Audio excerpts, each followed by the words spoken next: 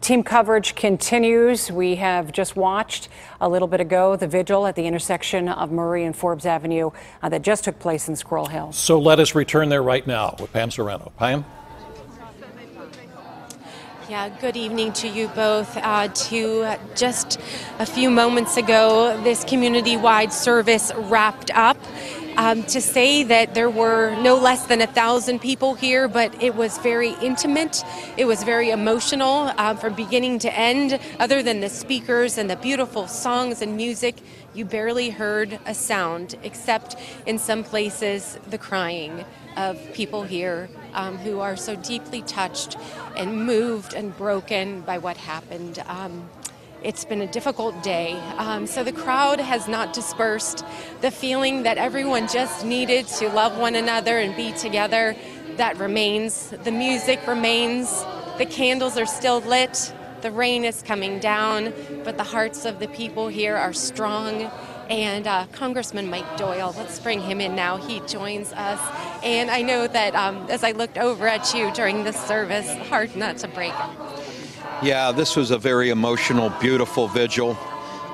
So proud of our community. Our hearts are broken from this senseless hate crime against the Jewish community. And to see these young students say what they had to say and to show that strength and this sense of community that exists here, that this is not something we're going to let break us, was really inspiring.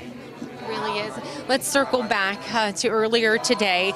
Much like the students in Parkland, Florida, these kids here, they know that the change comes from them. And you had made a point earlier to me about guns.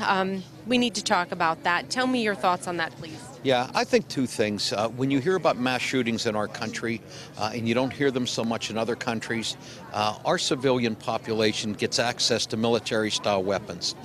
These are weapons designed to do one thing: kill a lot of people quickly. And so that's why you see these mass shootings. This person had an AR-15 along with 3 handguns. He had 21 guns registered in his name. How many guns should you be allowed to buy before it raises a red flag? And why do civilians need military weapons?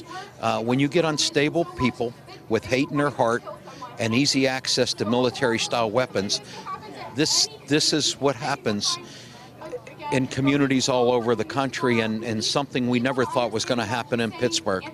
But it's visited us now, and here we all are, numb and in shock. Have you talked to fellow congresspeople as well, and is there any types of policy measures that might be pushed forward at the next couple of weeks? I don't know what it takes anymore. Kids shot up in Connecticut. We thought this is it.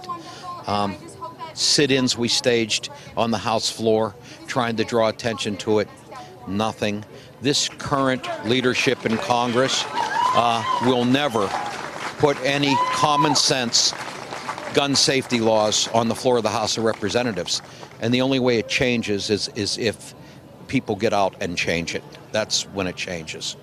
Congressman Doyle, thank you so very much for being with us. Yeah. Pleasure to speak with you. Thank you so much. You. I just wanted to also add that the students here that organized this vigil, this community-wide service that is still taking part and is all around us. It's hard for us to give you the entire vantage point from where we are right now because Jerome, my photographer, is literally shoulder to shoulder with local media and also national media as well. But many of the organizers here are Taylor Alderdice High School students, and they said that they gathered at a Starbucks earlier today, and a man came up to them and said, if change is going to happen, it is going to happen with you. And they took that point very much to heart, and therefore we see no less than 1,000 people that have gathered here today at Forbes and Murray on a very sad day for Pittsburgh, but a touching scene here, in fact. So we are going to head back to you in the studio now, and we're going to stay here and gather thoughts and interviews with the lovely folks that are here right now. Send it back to you.